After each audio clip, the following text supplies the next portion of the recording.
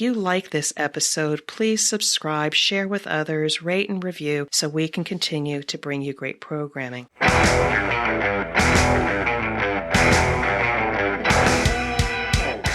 is The Thing About Cars, a podcast for car enthusiasts and the people who love them.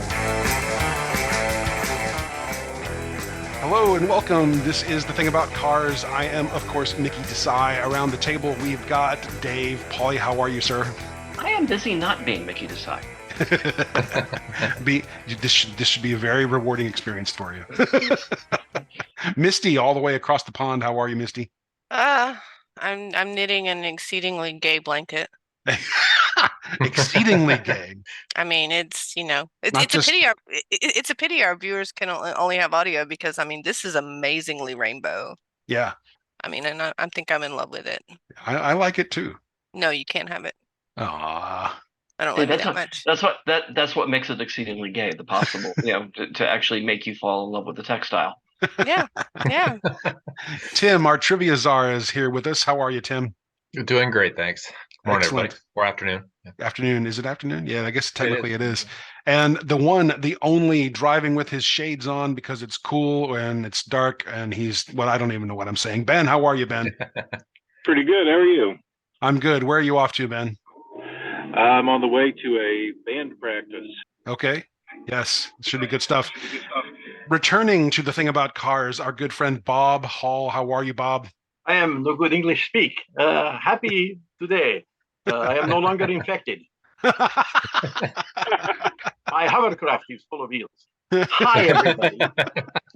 How are we all doing? We're How great. the hell do you think we're going to follow that, Bob? Yeah, I know. I think the only follow-up Remember, I can come up creativity. Creativity. I think the only follow-up I can come up with that is much better for having you in our lives, Bob. I think that's absolutely the truth. Absolutely the truth. Thank you so much. I appreciate you making kindness me. Let's quickly do our trivia question. Tim, you got something for us today? Sure. Have we done one about the movie Christine yet? We have not. Okay. Oh. All right. So the classic question, which many people get wrong.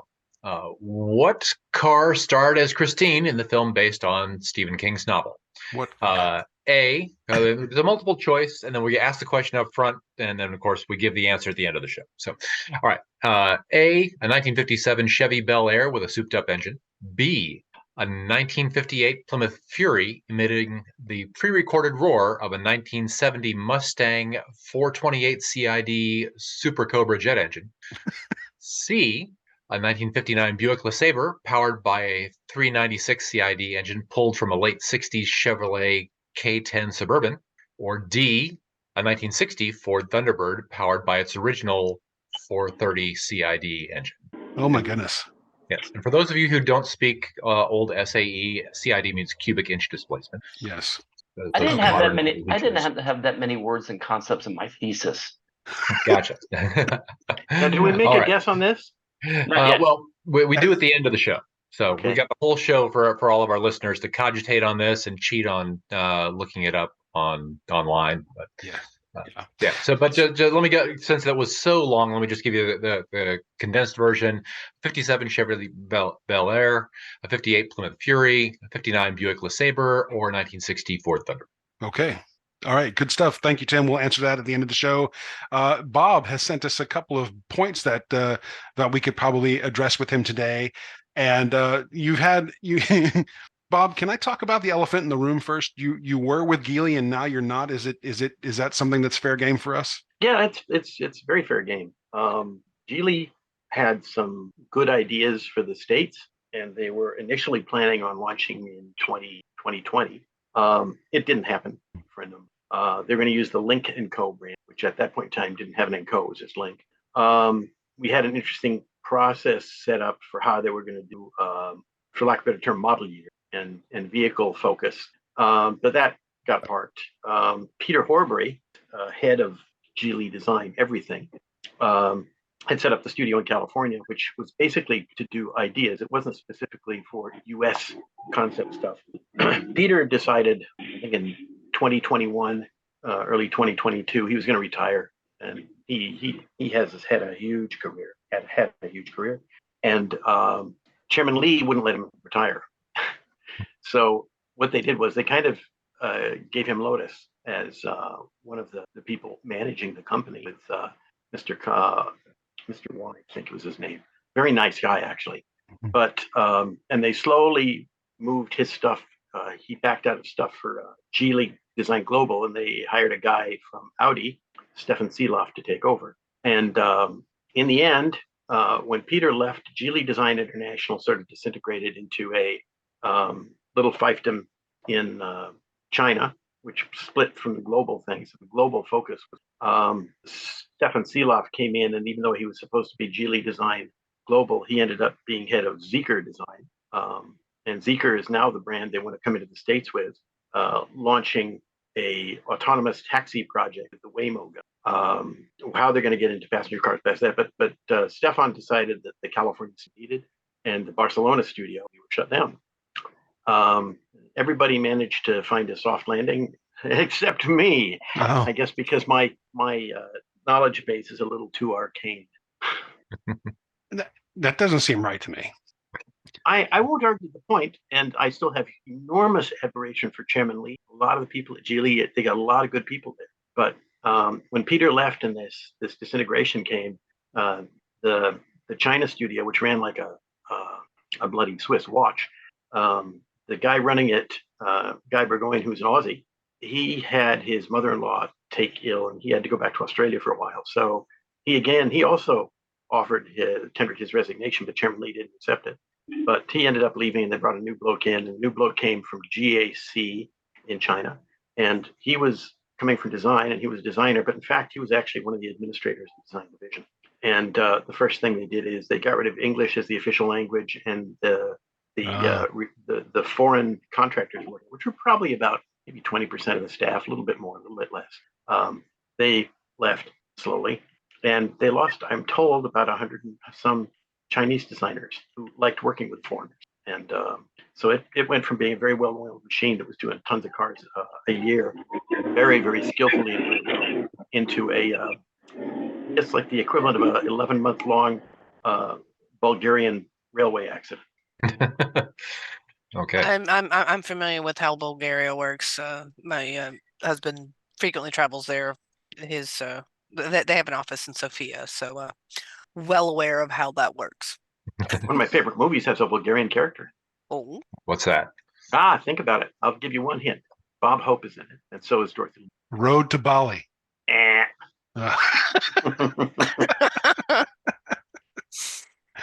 I'd remember A Road to Sophia. Yeah. Hard to get lost on that one. That's Good point. And I mean one. Yeah. Was it one of the road movies? No, it wasn't. No, then I have no idea. Oh, well, I'll give you the answer at the end of the show. Okay, let's all do right. that. Okay. So dueling trivia questions. Just for the record, Ben, I have muted you, Ben, just because we're picking up road noise. So if you need to speak, please unmute yourself. Otherwise, we're going to miss you, Ben. So one of the first things that Bob wanted to talk about, then we'll open the floor to everybody, is Bob wrote this bullet point that simply says fear of the unknown -EVs. And is the assumption then that people are afraid of EVs because they don't know much about them? That's my only question. I think it's less that people are afraid than car companies. And I'll give you one of the classic examples of this and how it created issues. Toyota, which is the absolute greatest manufacturer of a product they do not understand. Toyota's product planning for decades have been done by the marketing division. And my own experience with marketing people doing product planning is that their idea of the future is the last 90-day sales figure. So if you think about this just for a minute, before the Prius, what new vehicle segments did Toyota create with new product? You hear the cricket? Mm-hmm. Yeah. The only thing that came close to it was the Celica, the original Celica, which if you could argue was just a shrunken Mustang. They took the whole Mustang Right. Yeah. thing, and it had been long enough that they could hire it. And then the Prius came along, which was pushed entirely by engineering. And they found somebody who liked it, it got in, and it took off. Advanced engineering started working on hydrogen. And so Toyota had a fascinating situation. The Prius hybrid technology is the greatest in the world. We need nothing else. Hydrogen is the greatest technology. We need nothing else. And what we have are some engineers who have some experience getting a production car going that sells like hotcakes, and engineers who probably never get out of the laboratory. And on paper, hydrogen's great, but it's lacking one critical important aspect, and that's an infrastructure. Okay. Yeah. So this went on forever. And meanwhile, electric technology is slowly building up, dismissed by both groups. Now, do you remember the original Prius Prime, the plug-in hybrid they were forced to do by basically a combination of California and market direction? Prius Prime had EV only range of 12 miles. Okay, even a Fiat 500e could drive past that. Okay, Yeah. So if there was a hill, downhill. I'm sorry, I like the 500, but Toyota just fell far behind, and the Chinese came and said, "You will do EVs if you're going to stay here." And suddenly they scrambled. Okay, so Toyota is an example of a company that maybe didn't have a fear of EVs, but they were convinced they didn't. And I am convinced you do need them. Now, are they a complete replacement for internal combustion vehicles? Absolutely not. They will probably displace a very large number in the same manner that Duryers and early Oldsmobiles curved dash displaced that wonderful thing, the horse. Okay, I think it's pretty much inevitable. One of the advantages we see now with more people work is the battery technology is increasing. Almost infinitesimally high. Every month they go more. They're cheaper to make. They're more energy efficient. And in that context, a lot of the fear the customers have will go away. But you still have manufacturers who have fear of production facilities. Okay, dealers have a huge fear, and it's called after-sales service, because EVs, need 10 cents on the dollar, if that. What's going to break on your EV? Well, you got to watch after brakes. You got to watch after the air conditioning. You got to watch after the power window motors. You got to watch after the brakes. You got to watch after the air conditioning. Okay.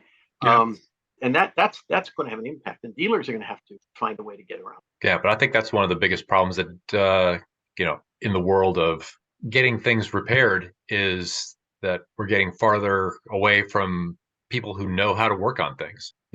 Stories of we'll go very high end with this. I heard from an online friend friend in parentheses or quotation marks, that his McLaren, he was having a hard time getting repairs finished on it because the dealership was down to one certified technician and therefore very backed up. It must have sold a lot of McLarens. Well, or a lot of warranty work, one of the other. Or they're having some quality problems. Right. Well, it is British. Okay. Yes. Yeah. Right. Oh yes. Yeah. How cruel I am. Yes, but I know that the same problem goes through so many different industries. And your average car mechanic too is finding good quality people who can work on things that are broken down. We've pushed for so long that if you go to college so you can get a great job that pays a lot so you don't have to work with your hands anymore. But I think I think the auto mechanic has we've kind of neglected to keep the sexy on the auto mechanic, because I just find it I find it very attractive to see a man with a wrench in his hand. Hi there. Yeah. Hi there. I think it's Ben has a smile on his face that says, "Yes, I am the sexiest man in the world." and maybe it's because I grew up in a garage, but yeah, that's yep. And like I said, maybe it's because I grew up in a garage, but for me, that smell of the oil and the transmission fluid and and the coolant and all of that mixed together, that's just, an aphrodisiac. It is indeed. I was watching. I don't know if y'all have been able to catch some of this, but this weekend has been the Goodwood Festival of Speed. Oh my God, I can't believe I just said that online. Yeah. And they were actually today showing the new Lotus Electra, and it was pretty. It's the new Lotus SUV. Oh yeah. And I haven't seen it in person yet, but it does look nice in pictures. Although I'm still wrapping my head around a Lotus that has any kind of shape like that. I'm having a hard time saying Lotus and SUV in the same sentence. People said the same thing about Porsche and SUV. Yeah, it's true. Oh, I know. It's a still cash say cow. that. Yeah. I still say that about Porsche and SUV. But the guy that was driving it was saying that it is so high quality inside. It doesn't when you're sitting inside it, he said it doesn't feel as big as it actually is.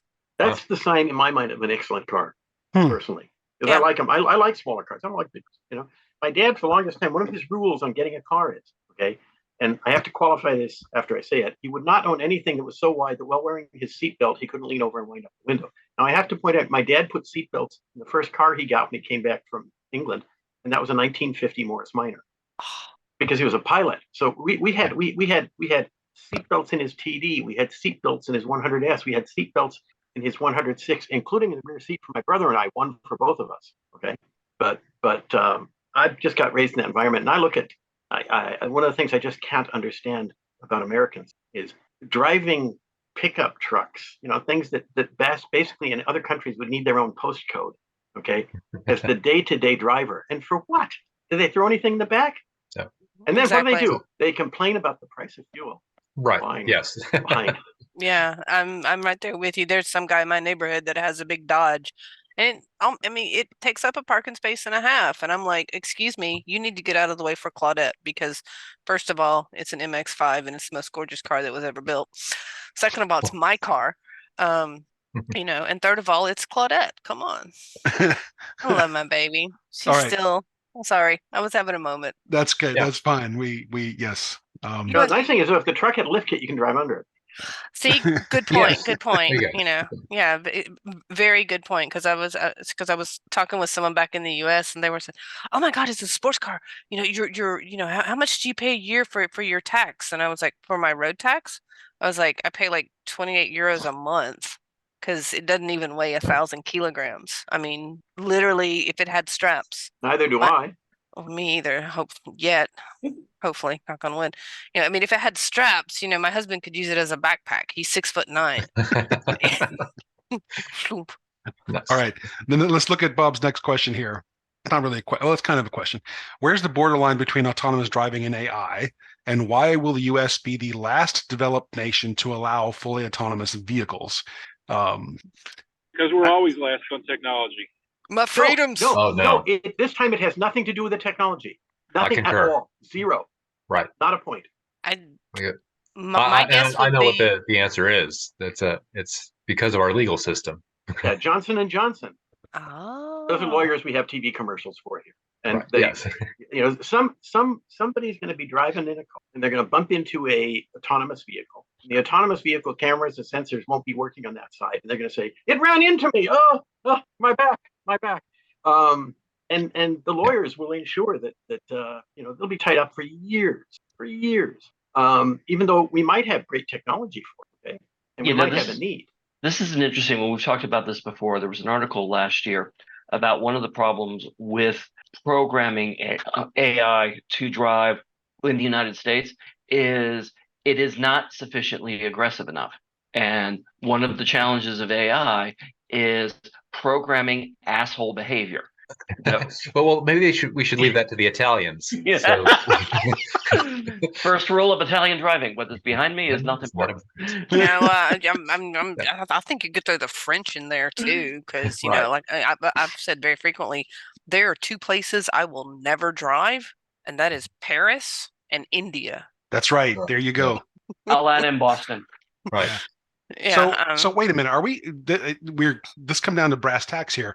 We're saying that the reason why the U.S. will be the last to adopt fully autonomous vehicles is because we are too litigious and we have the wrong driving culture. Two reasons. No, the fact of Americans loving litigation is number one by far and away. Everything else kind of falls by. It wouldn't matter if it could be somebody comes up with a neon light around the window frames. Same thing. Doesn't matter what it is. I can sue them.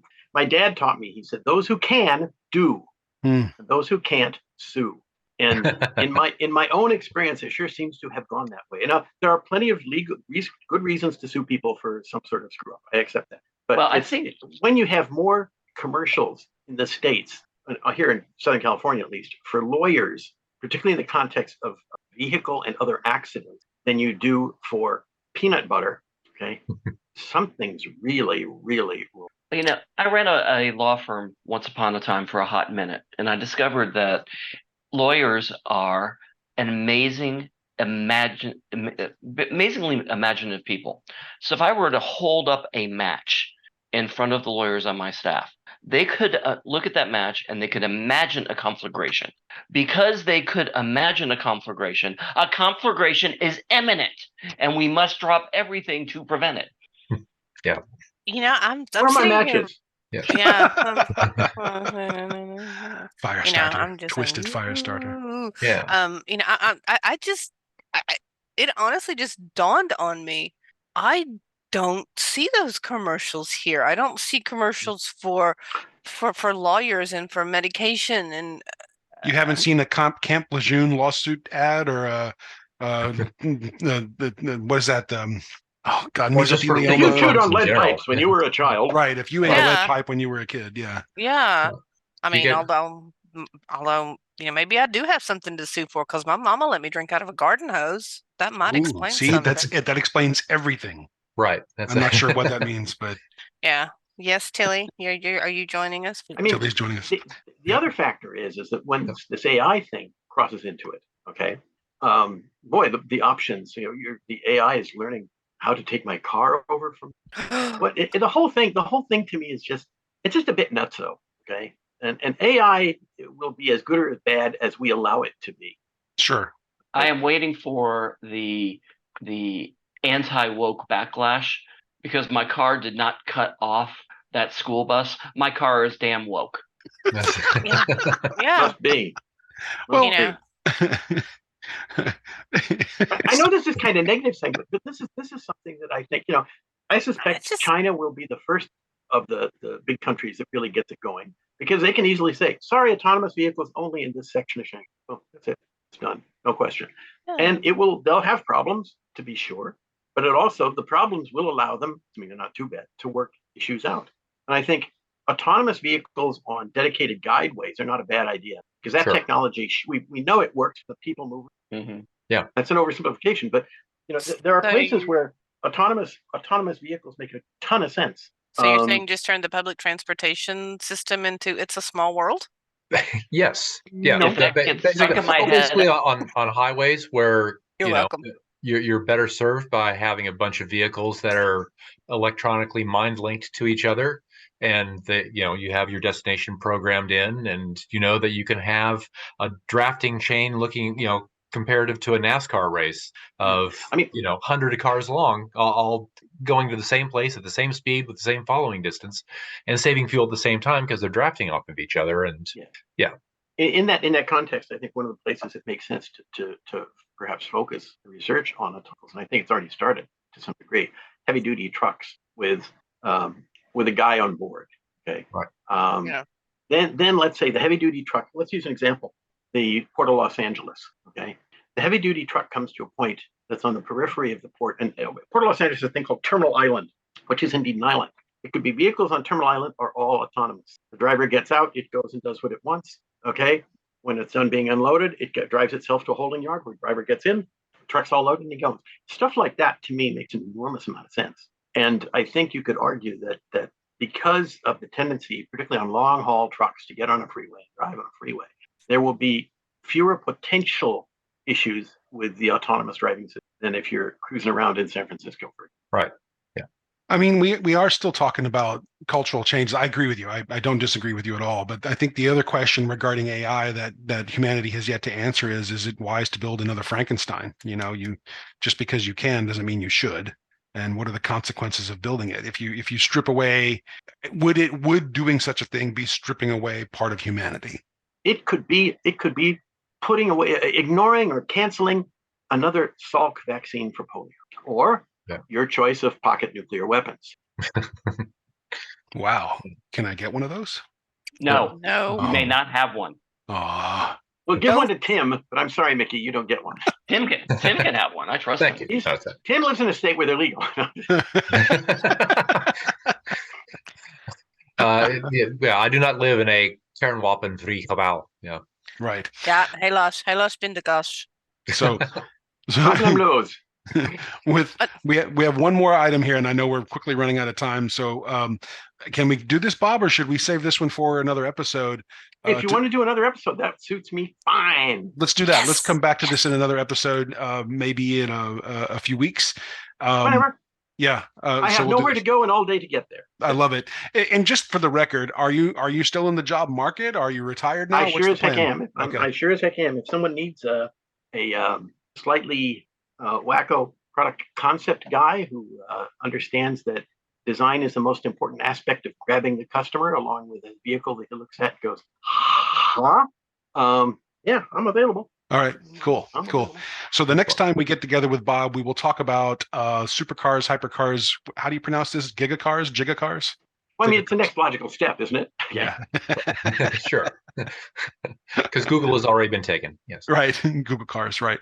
But Bob says he doesn't want to do one himself. And so we will hold that thought until we get together again to talk more with Bob Hall. Ben, are you at your destination yet? Not yet.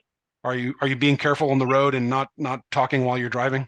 Well, yeah, I'm in kind of a really slow traffic situation right now. In other words, Atlanta. Yeah. Yes. I'm on 285. I've been watching. I I've been was about watching to Ben. say. I've been watching Ben drive. A jogger passed him a few minutes ago. That's cool. Ben has got a new cool band. Does the band have a name, Ben? Yes, it's called Sour Circuit. Sour Circuit. Okay. Yeah. Good. I can't wait to hear the results of your rehearsal efforts. Let's wrap this episode up now with the answer to 2 trivia questions. Let's start with Bob's trivia question. The question, if I remember correctly, Bob, what was the trivia question? Because I can't remember correctly. I can't remember it either. Bob's favorite movie. Bob's favorite movie with Bob Hope in it. And Dorothy Lamour. Which I have to look up now. No, I just like it's got this actor, I can't remember his name, who played in a million films playing this guy named Vanescu, who's a yeah. Yeah. And he gets shot. It's got a great cast. He has Otto Preminger, okay, playing a Nazi spy who runs a beauty salon. Okay. As you do. I kind of feel like you've been watching comics with my son because he's like, oh yeah, it was like Nazi werewolves in the attic, and I was like, I'm sorry, what? Oh, I've seen that one. That's a great one. Okay. Oh my god. I think Is this movie would be the famous "They Got Me Covered"? Also known That's as it. the Washington That's it. story? They got me covered. Exactly. And it's quite enjoyable. I mean, another thing that's weird is Hope and Lamour were contracted Paramount at the time, and it was done by United Artists. They farmed it out. Good movie. Nice. Strongly recommended if you can sit through a black and white movie. They got I can me almost covered. sit through color ones. Present. Yeah. I'm definitely going to check this out. They got me covered. Yeah.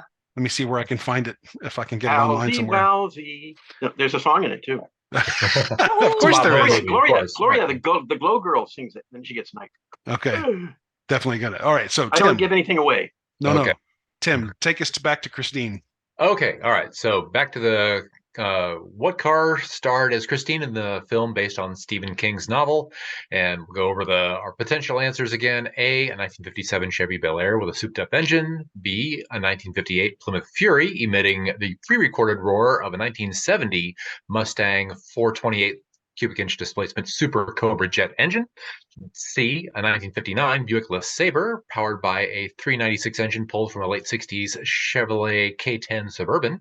Or D, a 1960 Ford Thunderbird powered by its original 430 CID engine. And Dave, what's your best guess?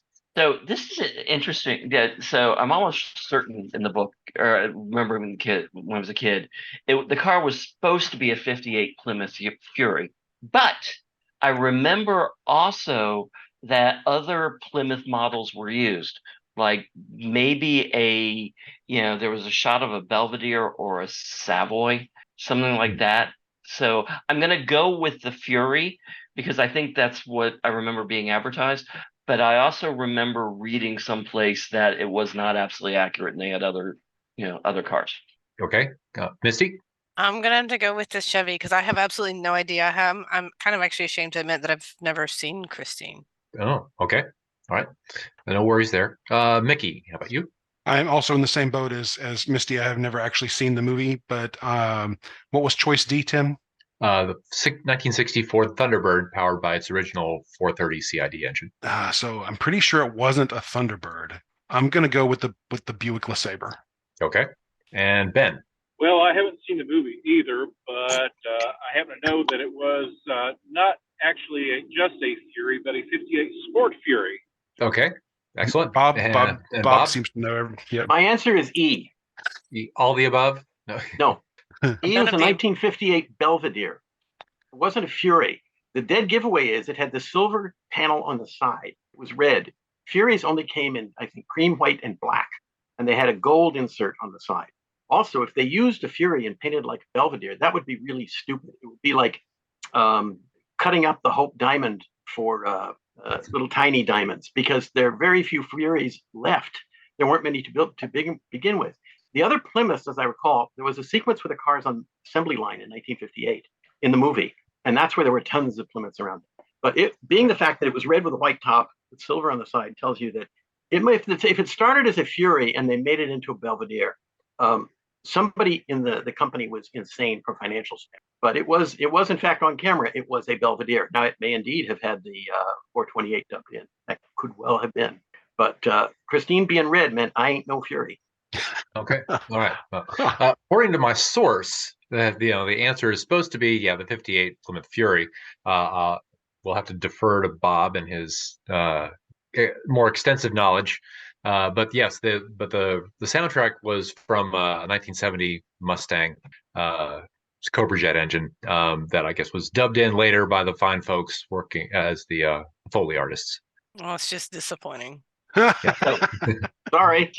So Christine came out the summer after my senior year in high school, and one of my best friends drove a AMC Rambler, and we tried, car with no safety belts, no safety whatever, including brakes. Including brakes, yeah. They were the size of a dime and would stop on $1. Yeah, and so we used to describe that car as Christine's evil half sister Noreen. Yeah, that's it. That's like funny. my wife's growing up. Her family's Ford station wagon, where she and her husband, my wife's parents had cut out the seat belts in the rear of the vehicle because the kids would just swing from them like Tarzan as they drove down the highway. So, okay, yeah, sure. Yeah, this is before mandated seatbelt wearing laws. Yeah. I'm honestly surprised that people of our generation survived, because I remember many a time, just riding in the back of the pickup truck. Oh yeah. I've done that on the interstate with a handful of other guys, and it was interesting. You did that now, you get pulled over by defects. Yeah, exactly. Right. Yeah. All right. So thank you, Tim. Thank you, Bob. Excellent stuff. We will be in contact to schedule the next episode where we'll talk about supercars and other things. And Ben, be careful getting to where you're going, and rock on. And have fun, dude. Yep. And to the rest of our folks who are listening, thank you for joining us for another episode.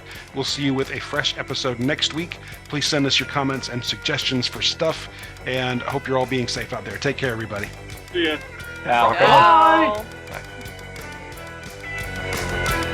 Thank you for listening. This has been The Thing About Cars. We'll see you on the road.